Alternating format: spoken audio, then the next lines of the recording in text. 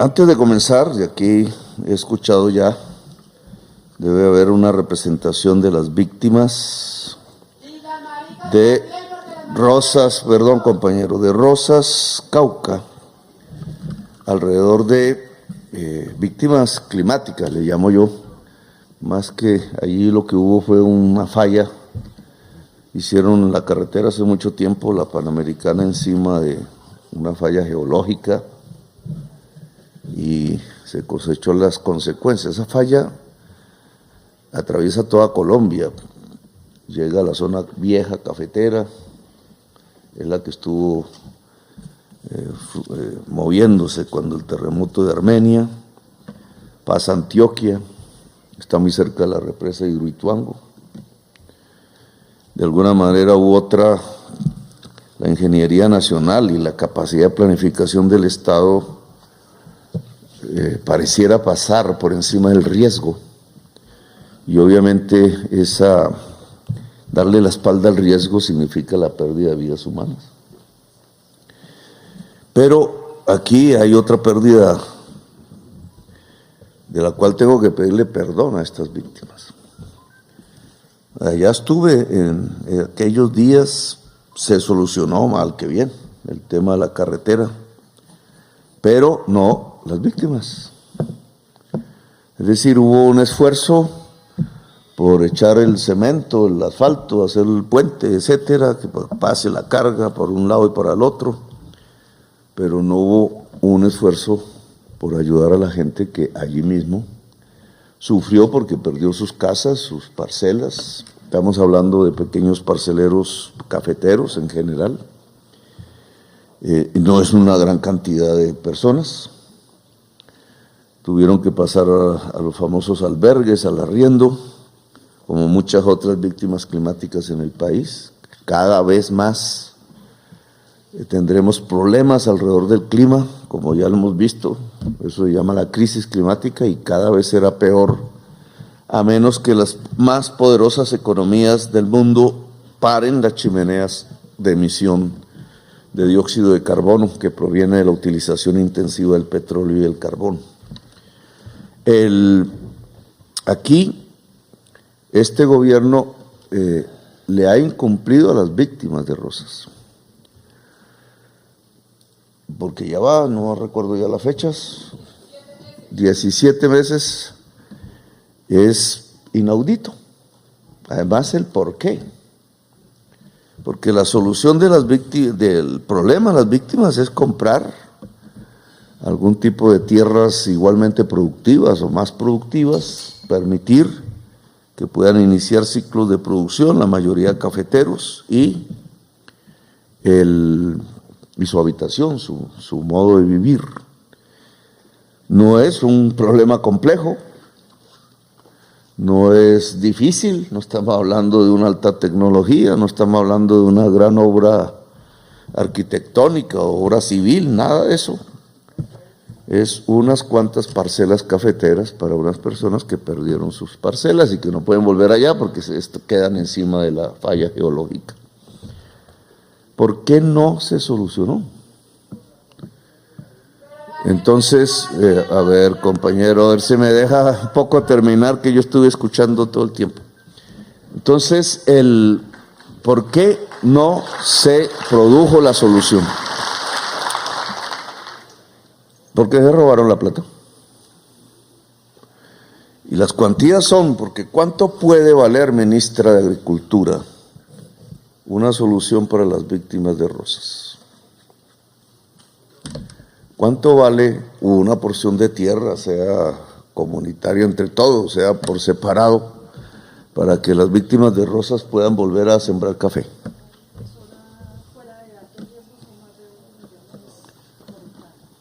Sí, pero ya verían, ¿cuántas víctimas hay en Rosas? No, pero familias. Entonces multipliquemos 266 por 50 millones. Entonces ustedes tienen una cantidad, si mi matemática no me van mal, de 1.330 millones de pesos. 1.300 millones de pesos es el apartamento de un señor de clase media en Bogotá. Un apartamento, ni siquiera en sitio lujoso, es clase media. Y el gobierno no fue capaz de entregar 1.330 millones de pesos a las familias para que tuvieran una finca cafetera. La verdad es que si la tuvo, esa plata, le pueden poner 3 ceros y la tenía la entidad. UNGRD, un garabato que significa una Unidad Nacional de Gestión de Riesgos y Desastres. Tenían su presupuesto esa cifra más 3 ceros a la derecha, no a la izquierda que no valdrían, sino a la derecha. A la izquierda sí vale, pero así es como se cuenta aquí. Entonces, porque tenía más de 1 billón de pesos, mucho más que 1 billón de pesos. Y van 2 años, es decir, la UNP ha tenido más de 2,5 billones de pesos y no ha podido comprar una finca o varias fincas que valgan en total 1.300 millones de pesos para las verdaderas víctimas de un desastre natural, que es la función de la UNGRD. Las cuentas nos dan, y todavía hay que hacerlas mejor, que 1 billón de pesos fueron trasladados a municipios de Santander, donde no había desastre natural. Ahí fue rápido. Eso no fue 17 meses, eso fue así, sin que nadie se diera cuenta. Es más, no sale ni en la prensa todavía, porque en la prensa salen solo los carrotanques. Pero esto no sale. ¿Por qué donde no había desastres? ¿Por qué se fue una tan enorme cantidad de dinero a hacer algunas obras que hay que mirar ahora? Si se hicieron, no se hicieron, se están haciendo, ¿qué pasa con esa plata? ¿Por qué no hubo ni para las víctimas de Piojó, donde yo estuve allá andando en el barrio que se cayó en la montaña cerca de Barranquilla? ¿O por qué no hubo para La Mojana? ¿O por qué no hubo para allá al sur de Bolívar, donde se inundó entre Pinillos y Monpós? ¿Por qué no hubo para Rosas, etcétera? Que son los desastres que nosotros hemos tenido en este gobierno, que los hemos visto, que hemos hablado con su gente. ¿Por qué ni un peso? Y el dirigente de eso dice que izquierdas, que dice que pone el pueblo por delante. Eso se llama una quiebra moral completa, no solo de un individuo, sino de la concepción misma que se tiene que tener para gobernar. Y ante eso, porque es una ignominia, no hay más que pedir perdón, porque no tiene explicación, que no sea la codicia. Hicieron esos movimientos para robarse la plata. Y dejaron gente pobre, sufrida y en problemas, no solo gente pobre y sufrida, sino en problemas, para poder seguir viviendo sin una sola ayuda, sin la mano del Estado, sin la mano del poder público, tan miserables como el peor de los neoliberales que haya gobernado a Colombia. Por eso la corrupción no tiene color político. La corrupción es una degradación del corazón y de la mente. Y aquí pasó. Y entonces eso tiene que ser resarcido. No puede ser posible que un Estado no sea capaz de comprar 1.330 millones de pesos en tierras. 13.000 millones de pesos en tierras. Eso vale media hacienda.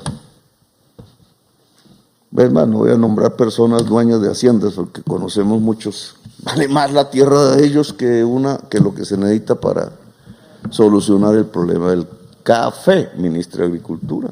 Café. Y comienzo por aquí porque hay que decirlo. Porque además tiene que ver con lo que sigue, aunque no en la misma dimensión ni tragedia como esto. Allá, cuando sea viejo, el que sea responsable, sean, porque son varios responsables de esta situación, no podrán mirar a sus nietos, no podrán mirar a los ojos. Se robaron el dinero del pueblo después de decir durante décadas que defendían al pueblo. Pero aquí está planteada una situación más amplia que tiene que ver con la región, y diversa, y ahí sí más compleja. Ahí sí no es tan fácil de solucionar, que tiene varios elementos. Me pasas ahí la libretica que se me quedó, porque que tiene varios elementos de acuerdo a lo que ustedes mismos han hablado y de lo que hemos recogido durante todo este tiempo, que varias veces hemos venido aquí, incluso a recoger cadáveres,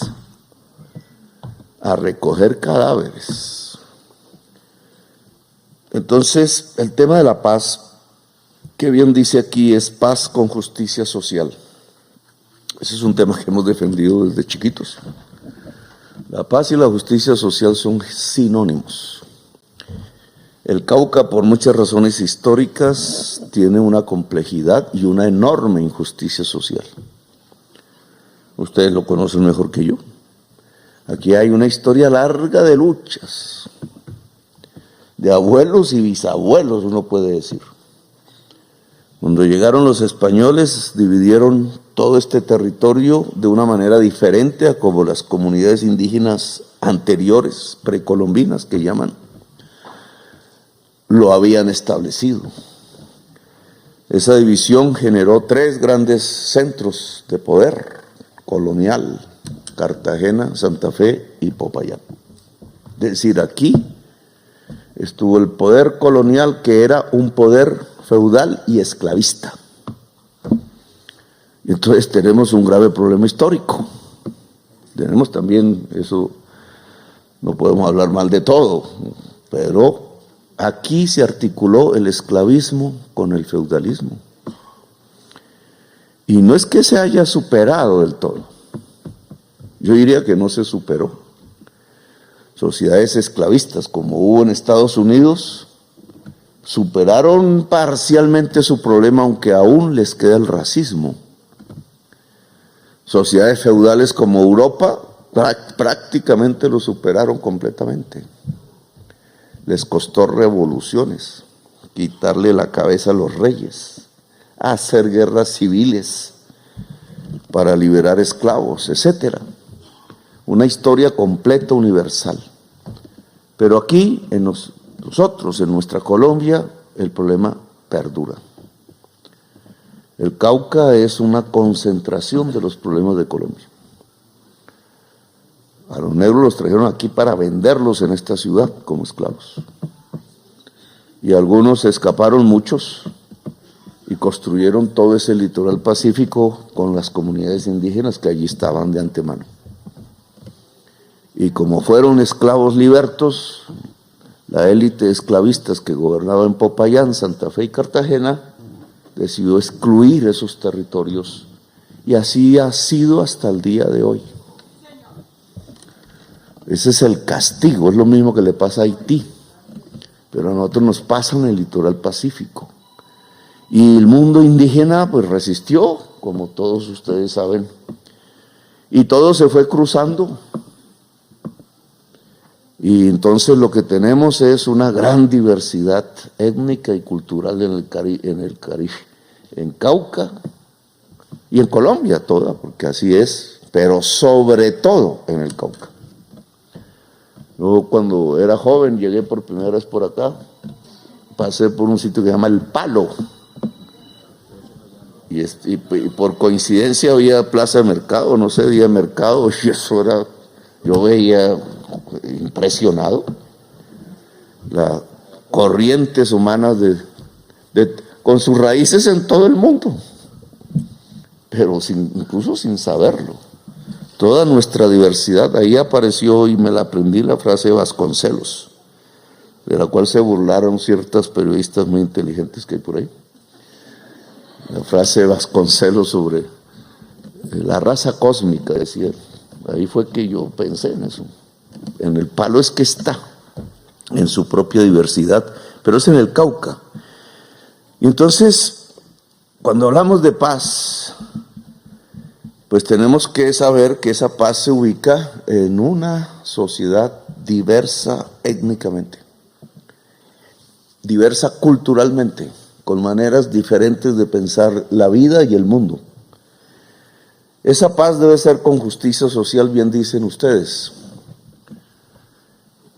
Se lo propusimos al Estado Mayor Central del Cauca, que tiene diversas formas organizativas aquí.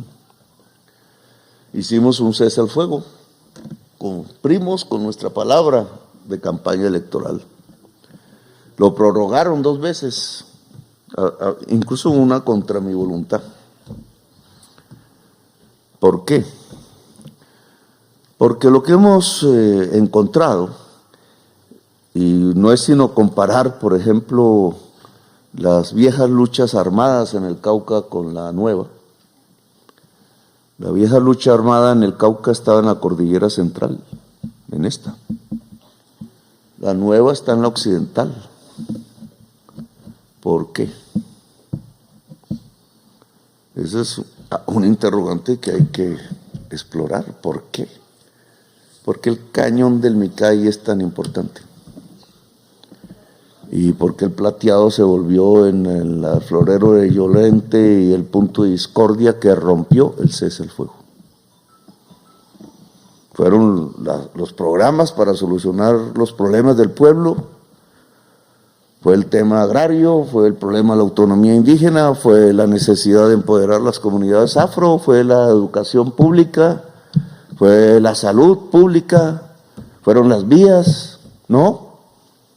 Fue que nosotros quisimos volver realidad uno de los párrafos que estaban escritos en el primer punto del cese al fuego. Se hará un protocolo para iniciar el proceso de sustitución de cultivos ilícitos. En la segunda reunión dijimos, hagamos ya el protocolo. Dijeron no. No todo el MC, sino los del Cauca. Dijeron no. ¿Y entonces por qué? La respuesta es simple. Fea para algunos, porque algunos todavía piensan, yo ya no, en las viejas guerras y luchas, incluso revolucionarias, que han pasado por el Cauca. Por el Cauca ha pasado casi toda la violencia de Colombia en toda su historia. Pero eso no tiene nada que ver con que no se haga un protocolo de sustitución de cultivos. A menos que no se quiere, es porque se quiere seguir traqueteando. Me dijeron que aquí no debo usar esa palabra, que significa otra cosa. Entonces uso otra. En una economía ilícita, que ahora son 2, porque no es cocaína sola, sino ahora es oro ilícito. Porque no se puede poner de acuerdo alguien que diga que está en armas, que quiere hacer la paz, en salir de una economía que no nos sirve. Claro, eso significa ir construyendo otra que sí sirva. El café, por ejemplo, bien lo dijo el compañero que habló aquí, el café, el cacao, etcétera, y no solo el café, porque entonces, sino la industrialización del café, la del cacao, etcétera. Bien hubiéramos podido decir, no, pero es que el gobierno no se mueve, no llega, habla y no llega, y entonces hablan de café, y en el Micay no siembran una mata de café. Podrían bien decirlo. ¿Dónde está la sustitución de cultivos en el Micay? No, que se dedicaron fue a entregar transferencias monetarias en donde no hay hoja de coca. Eso hubiera sido discutible, bien puesto en la mesa, pero eso no fue lo que discutieron. Lo discutieron es, no hacemos un proceso de sustitución de cultivos en el Micay. Entonces así no llega la paz. Y por eso hay la toma de Morales y los muertos, etcétera. Muertos jóvenes, como todos sabemos, jóvenes y pobres. Jóvenes que entran allá reclutados porque no tienen, unos incluso no voluntariamente, y otros aquí, uniformados, todos son jóvenes pobres. ¿Muertos por qué? Por luchar por la revolución, por la toma del poder, por el poder para el pueblo, por defender de que no haya una revolución. No. Bobos pendejamente ellos, porque otros tienen codicia de enriquecerse. Es lo mismo de el señor que usó los recursos de la ONG-RD, no para las víctimas, sino para enriquecerse. Es la misma mentalidad. Es una mentalidad degradada. ¿Degradada por qué? Por una degradación de nuestra historia, que en las últimas décadas en muchos territorios del país y incluso en la mentalidad general de la nación ha quedado presa de las economías ilícitas, del dinero fácil y por tanto de la muerte fácil. Porque dinero fácil es muerte fácil, como todos sabemos en esta historia, que a todos nos ha tocado y hemos vivido. El Cauca no se puede condenar a eso. En mi opinión, no. Independientemente si se hace un acuerdo o no, el camino de la paz sigue siendo la justicia social. En eso no estamos equivocados. Y entonces, independientemente de acuerdos o no, la justicia social hay que construirla. Y tiene que ser ya. Comenzar el proceso ya, no digamos que se puede hacer haciendo así, pero comenzar el proceso ya. Aquí van 2 años de gobierno. ¿Qué es lo que yo he descubierto y por qué tanta dificultad en traer al territorio excluido un cambio en la inversión pública? Aquí se ha organizado el Estado de una manera que impide el que se pueda construir la justicia social en Colombia. Y nuestro deber es transformarlo, y ya. No esperar al otro gobierno, es este. ¿Qué ha pasado después del acuerdo de paz con las FARC, año 2016, en el Cauca? O en Colombia. Después del acuerdo de paz, donde se dijo, escrito, yo lo traje ahí, pero lo dejé en el vehículo, quería mostrarlo. Estas palabrejas van a sonar un poco extrañas, pero van a ser importantes en mi opinión. Yo tengo el acuerdo de paz que entregaron al Consejo de Seguridad de Naciones Unidas. Eso no fue un acto diplomático, porque sí, tiene una importancia vital.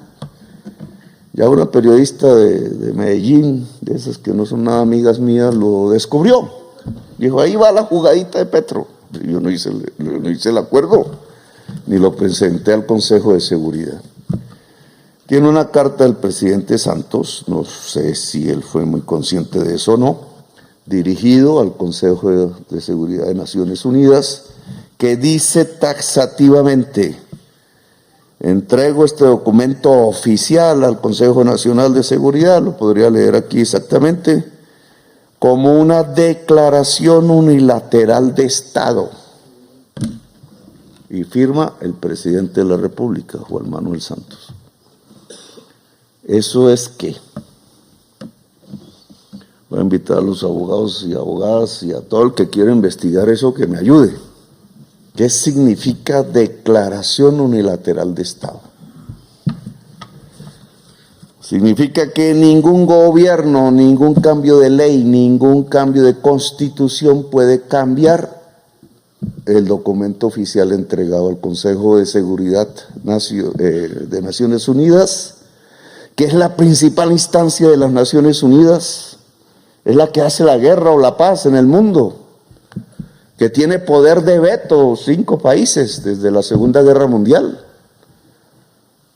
Ninguno, ni los rusos, que son enemigos de los gringos, ni los gringos, que son enemigos de los chinos, ninguno levanta la mano para vetar, porque hubieran podido hacerlo, el que se hubiera constituido como declaración unilateral de Estado el acuerdo de paz con las FARC. Eso tiene una importancia mayúscula, porque sin ningún cambio en Colombia puede entonces variar una J, coma o letra del acuerdo solo a través de las altas partes contratantes, dice así. Las altas partes contratantes es el Estado, cuyo jefe y representante en este momento soy yo. Por voluntad de ustedes, del pueblo, me metieron en este tierrero.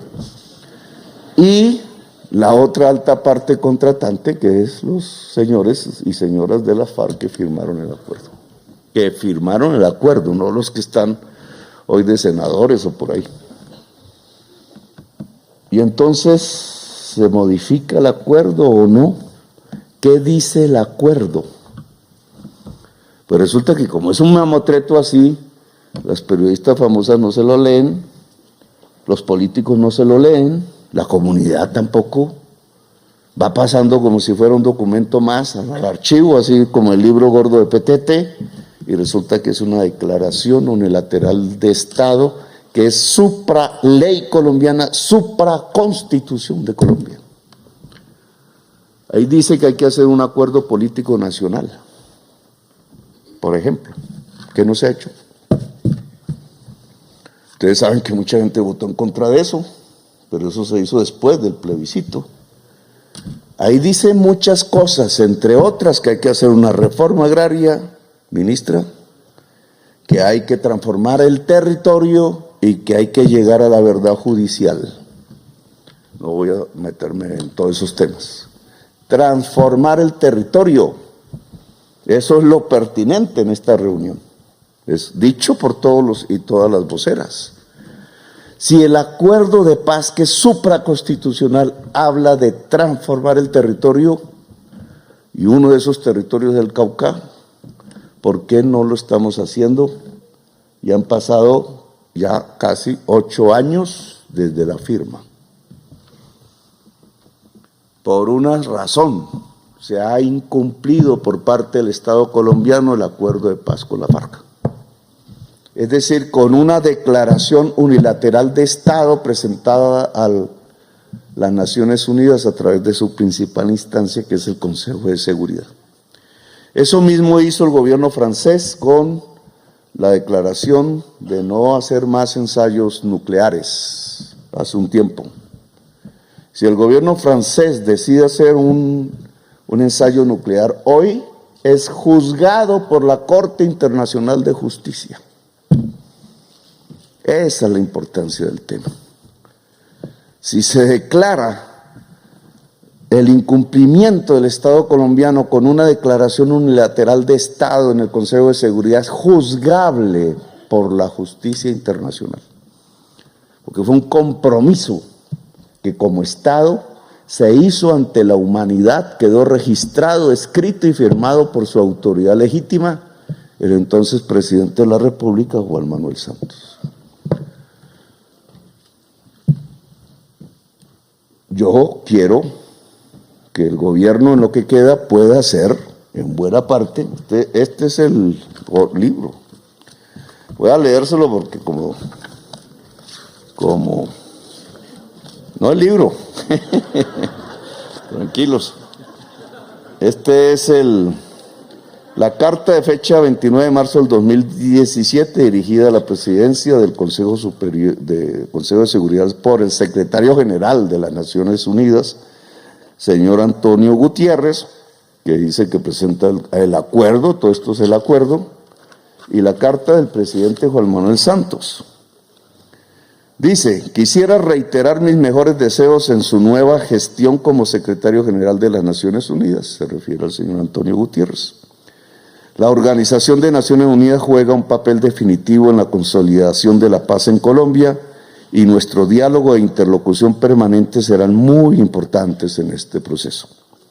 Quisiera también a nombre del Estado hacer esta declaración oficial de buena fe en forma de declaración unilateral del Estado.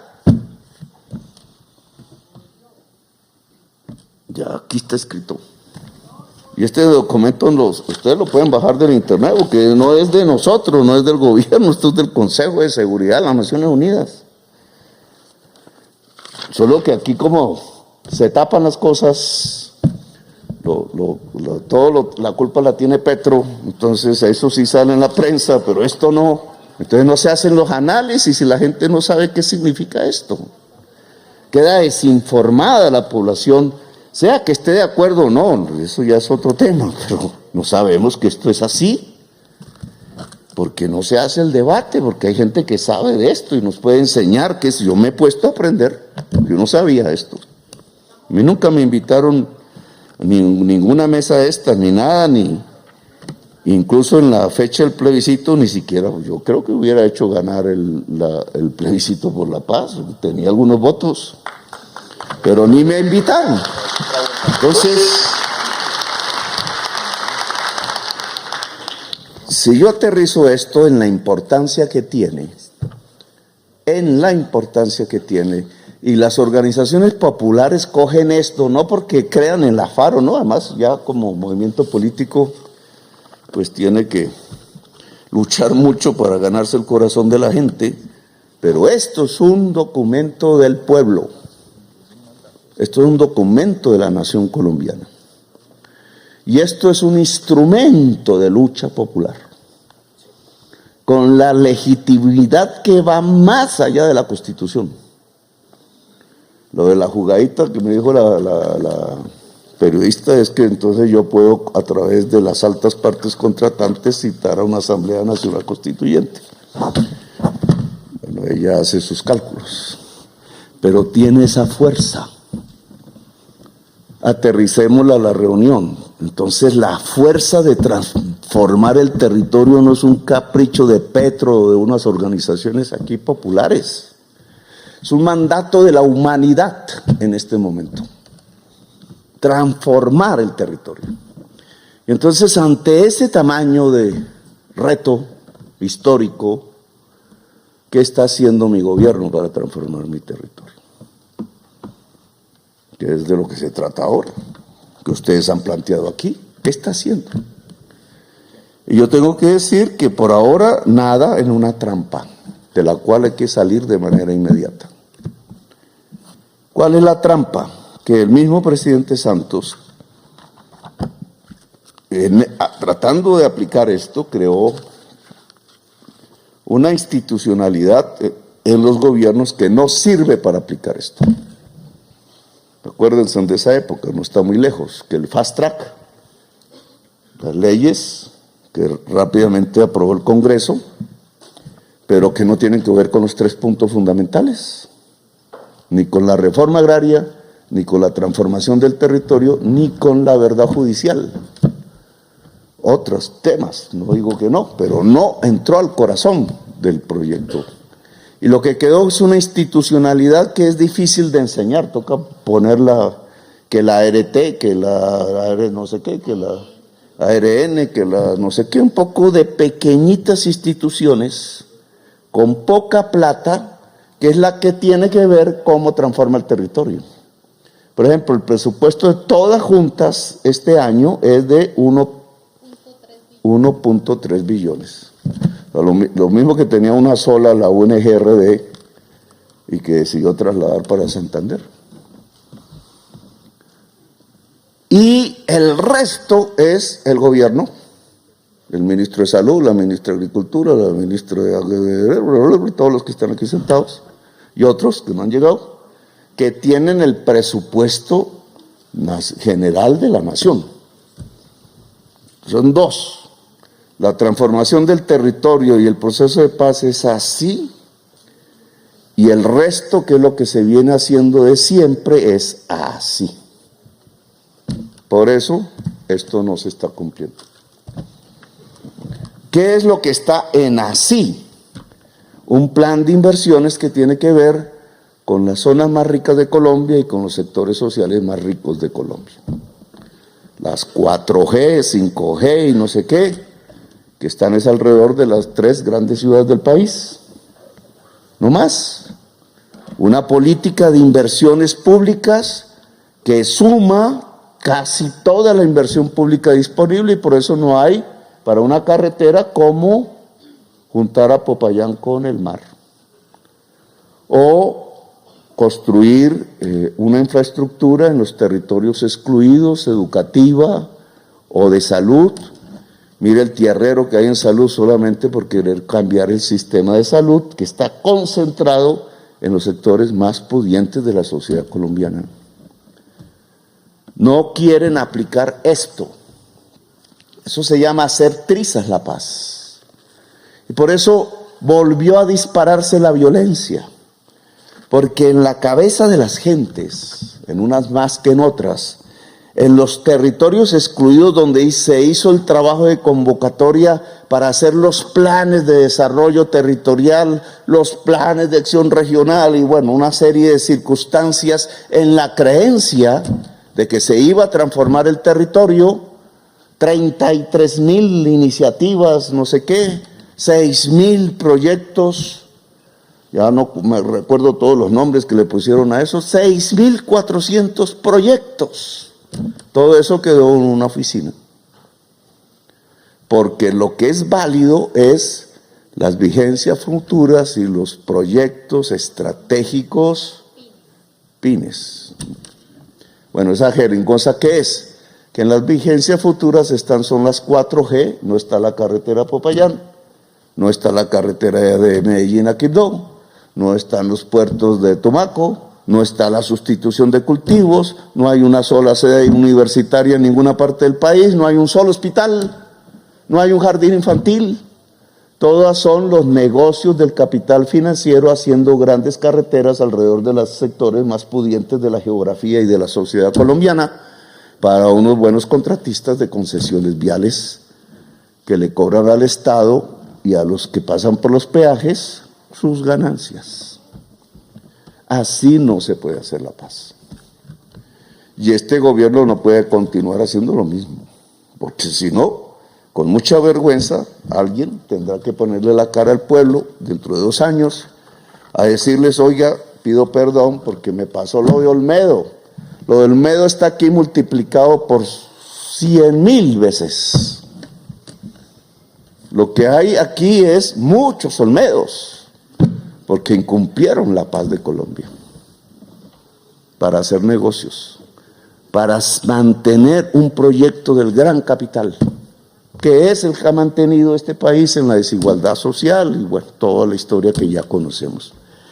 Pues tenemos que incluir el territorio, y el territorio se incluye social y económicamente es a partir de, voy a decirlo así, sustituir unas economías por otras. Le guste o no al MC, este gobierno tiene que hacerlo, porque es el camino serio de construir la paz. Eso significa que el cañón de Micay debe tener su embalse, que está el proyecto ahí, gobernador. No se le olvide eso, porque si el interesado no está ahí pendiente, los problemas lo van llevando a uno. Las urgencias quitan lo importante. El Micay puede tener un embalse de cara al Pacífico que entonces nos sirve porque cuando hay sequía en la región andina como la que acabamos de vivir, la región pacífica llueve. Y entonces este problema de la energía se equipara. Pero además porque llevaría energía eléctrica al litoral pacífico, limpia. Y además porque cambiaría todo el cañón que se volvería productivo, porque se tendría que tener carretera. ¿La carretera la hizo el MC? ¿O no? No digo los traquetos, los narcotraficantes. ¿O no? ¿No la hizo? Entonces, ¿por qué el gobierno no la hizo? Porque estaba haciendo el túnel del Toyo y la ampliación de la autopista del norte. Y me dirán allá, no es que ¿por qué usted nos pone, está resentido, que es que la plata no estira? Si la plata se va para allá, entonces no hay plata para acá. Y seguimos en el mismo problema, la violencia, no lo superamos. Para superar la violencia hay que transformar el territorio, está bien escrito en este documento. Y eso implica en el cañón del Micay, el embalse, la carretera, el café, ministra, la universidad, ministra, los territorios saludables, ministro, la acción del gobierno aquí, no en otro lugar. El paseo, hablando con las comunidades por todo el litoral pacífico, pues no es para hacer discurso, que todos los días me lo critican, es para hacer la transformación territorial. Entonces hay que dar unos pasos. El Alexander López sabe cómo es. Tiene que cambiar las vigencias futuras. No hay otro camino. Hay cosas que se pueden hacer más lentos, hay otras que hay que hacerlas rápido. El agua potable no espera. Voy a poner esto un poco en la lógica de lo que como presidente creo. Hay dos condiciones para transformar un territorio, básicas, para no hacer un listado de obras así que podrían, pero nos perdemos en eso, que cuántas obras no se necesitan. Una son las condiciones básicas para poder vivir. La vida como un eje de la transformación del territorio. ¿Cómo vivo yo? Pues con agua. ¿O no? No me estoy inventando una gran fórmula filosófica. Agua potable, salud, saneamiento básico ambiental. Sin eso no vivimos. Y entonces, ¿dónde está el plan de los acueductos de los municipios del litoral pacífico de Colombia? ¿Dónde está? ¿Dónde están los proyectos? Porque todo eso es con ingenieros y tal. Bueno, hagámoslo. ¿Dónde está en el cuadro de vigencias futuras? Entonces tenemos que meterlo ahí, porque si no estamos hablando carreta incumpliendo esto. Agua potable, salud y saneamiento básico. El agua y la salud. Las condiciones básicas para poder vivir aquí en el Cauca. ¿Y el otro elemento cuál es? Producir, trabajar. La transformación económica o productiva o con el nombre que quieran ponerlo. La transformación vital y la transformación productiva son los ejes de la transformación del territorio. Cuando hablamos de lo primero, entonces hay que hablar de acueductos, hay que hablar de petares, hay que hablar de centros de salud, puestos de salud, de equipos médicos y médicas, de facultades de medicina, que todavía no ha inaugurado la primera, ministra. Facultades de medicina en el territorio. Porque si no, ¿de dónde salen los médicos? De Bogotá no van a venir así en gran cantidad a ver. Tiene que salir de la población negra, tiene que salir de la población indígena, tiene que salir de la población mestiza, de Popayán y del pueblo, y de abajo junto al mar, y de arriba junto al páramo. ¿De dónde más? Eso implica, ¿verdad?, que sea la universidad indígena. Bueno, hagámosla, pero una facultad de ciencias de la salud de la universidad indígena, y que sea también de la de Popayán, también, pero hay que hacerlo, y tiene que ser gratuita, porque si la matrícula a 20 millones de pesos el semestre, como en los Andes, pues nos fregamos. Tiene que ser gratuita, y eso es lo que permite que una salud vaya llegando a la población, se vaya articulando. ¿Cuánto valen los acueductos y petares en el Cauca? Que yo diría, Gloria, no, la región es, desde el punto de vista de la economía ilícita, viene un poco del norte de Buenaventura, va por todo el litoral pacífico y llega hasta la frontera con el Ecuador.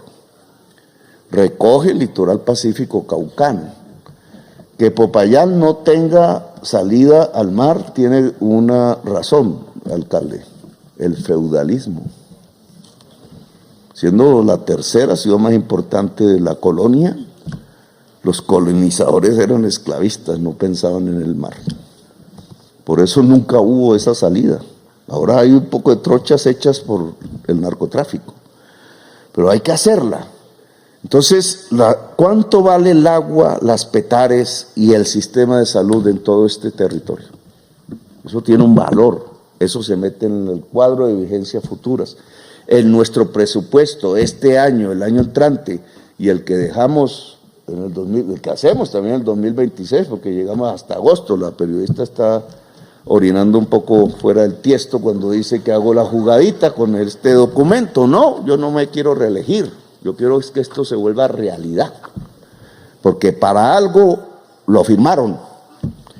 porque lo que produce violencia en Colombia es incumplir un acuerdo de paz en una magnitud tal que se convierte en un documento que es declaración unilateral de Estado ante el mundo. Pues no se puede hacer ese crimen con la historia de Colombia, porque condenamos generaciones enteras hacia adelante a seguirse matando entre sí. Y nosotros podemos ser un país enorme y grande. Entonces necesito el plan de ese territorio en materia de condición para vivir. Y este mismo territorio necesitó el plan de sustitución de cultivos. Yo no puedo entender cómo en el Micay no se puede sembrar una mata de café. Estamos junto al mar, a 1 hora en lancha de Buenaventura. Los narcos sí saben para qué es eso, como que no podemos saber nosotros para qué es eso también, sino en términos de café, de cacao, de chocolate, de cómo Popayán sale de su problema, pues por el mar, porque si estas tierras producen, Popayán se vuelve un centro agroindustrial, un centro de conocimiento, y la agroindustria se exporta. ¿Y por dónde se exporta? Pues estamos a 1 hora de lancha allá bajando en el mar de Buenaventura, el principal puerto de Colombia. Pues no es que estemos mal del todo, lo que pasa es que hay que cambiar la perspectiva, en mi opinión. Le pido a mi gobierno que contrate directamente con las comunidades. Si ustedes se ponen, con todo el respeto que me merecen los funcionarios que vienen del pasado, ellos saben de Bogotá, ellos saben cómo coger el Transmilenio, coger su carro y irse por la 7ª hasta el norte de Bogotá. Ellos no saben qué es el Micay, ellos no saben qué es Guapi, ellos no saben qué es Puracé, ellos no tienen ni idea el macizo colombiano. Y ellos dicen, ¿y esa vaina dónde queda? El macizo colombiano, pues donde nacen todas las aguas de Colombia, pero no lo saben. Y entonces eso no puede ser atravesado por una serie de decisiones que no son del territorio y con una serie de contratistas que quizás ni llegan al territorio. Tienen que ir con la organización popular. ¿Cuál es el miedo a contratar con un cabildo indígena? ¿Cuál es el miedo de contratar con con un consejo comunitario? ¿Por qué las víctimas de Rosas no pueden escoger las fincas que nosotros podemos comprar? ¿Por qué no? Pueden escogerla mejor, porque saben más de una finca cafetera que nosotros. Yo no he sembrado una mata de café. Sí sembré muchas de maíz alguna vez. Entonces, contraten con la comunidad, empodérenla. Porque la contratación entre el Estado y el señor Odebrecht, pues empoderó al señor Odebrecht, ¿o no? La contratación del Estado con los señores Solarte empoderó a los señores Solarte. La contratación del Estado, bueno, no voy a seguir mencionando nombres. La contratación del Estado con el Cabildo Indígena, con la Junta de Acción Comunal, con el Consejo Comunitario, pues empodera a la organización popular. Y el empoderamiento de la organización popular, pues es poder para el pueblo, es poder para el pueblo, se llama democracia, es el principal blindaje para construir la paz y la transformación de Colombia, es el pueblo mismo, no tenemos que ir a buscar en otros lados, es el pueblo mismo. Aquí dejo porque me extiendo mucho, hay un largo listado de cosas que quisiera. Aquí está el embalse del Micay, gobernador, porque veamos una agenda. La salida al mar, que hay que ver por dónde, porque también puede ser por el Micay. La sustitución de cultivos, Gloria, aquí no más transferencias. Eso nos tienen que ayudar a ustedes y ustedes. Porque claro, una familia que reciba un billetico es chévere.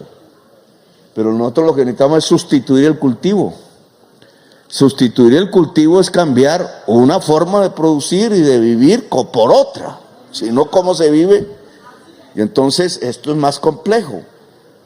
Yo quiero ver un Micay cafetero, cacaotero, y habrán otras cosas que no los, y no cocainero.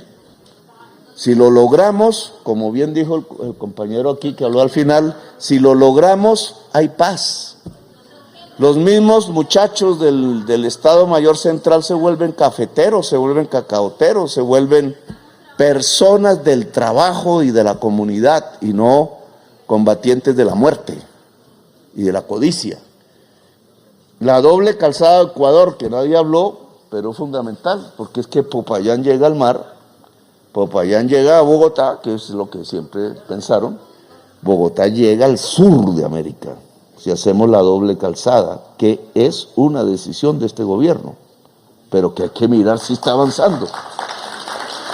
La diversidad productiva en el valle geográfico del río Cauca, no lo mencionaron, tampoco no lo vi, pero aquí hay un conflicto interétnico y ustedes también tienen que ayudarnos, porque si el conflicto interétnico se profundiza, los armados utilizan a indígenas, a negros, a mestizos, campesinos, a que se maten entre sí mientras ellos controlan el territorio. O sea, se pierden las luchas populares del Cauca. Hay que hacer un pacto interétnico, que es un pacto de paz, y ese no depende tanto de nosotros, ayudamos. Pero aquí las comunidades tienen que encontrar fórmulas de convivir en el departamento del Cauca. Y como arriba la tierra se estrecha y su fertilidad, que solo es solucionable a través de procesos de industrialización agraria, ministra, abajo la tierra más fértil, pero más cara. Yo no he podido entregar la hacienda Emperatriz, por ejemplo. Famosa, yo era un jovencito y hablaban de la hacienda Emperatriz, para arriba y para abajo. Y ahora que la compramos, no se puede entregar a la gente porque se agarraron entre ellas. Vale mucho, hay hasta una aceptación de los dueños tradicionales, dueños del uso tradicional del valle geográfico del río Cauca, que es la caña, para diversificar, porque la diversificación salva a Popayán, agraria, la diversificación agraria, pero ahora tenemos que el conflicto entre comunidades étnicas no permite usar el territorio de otra manera en el valle geográfico del río Cauca. Y hay que hacerlo porque es más espacio vital. La salud, el agua y la educación de la que yo hablé. Y ustedes han propuesto otra serie de temas que nosotros recogemos aquí. El tema de los títulos mineros en el macizo, no entiendo por qué todavía hay. Que la Corte Constitucional ordenó una revisión de eso. El tema del agua potable de la que ya hablamos, la Universidad Misak, que no la había escuchado, eso tiene que ver también con conflictos interétnicos que hay que solucionar, que debería ser una plural, la universidad indígena debería ser plural, pluriétnica y pluricultural, demostrándole a Colombia cómo es que se hace eso, no monocultural, y etcétera.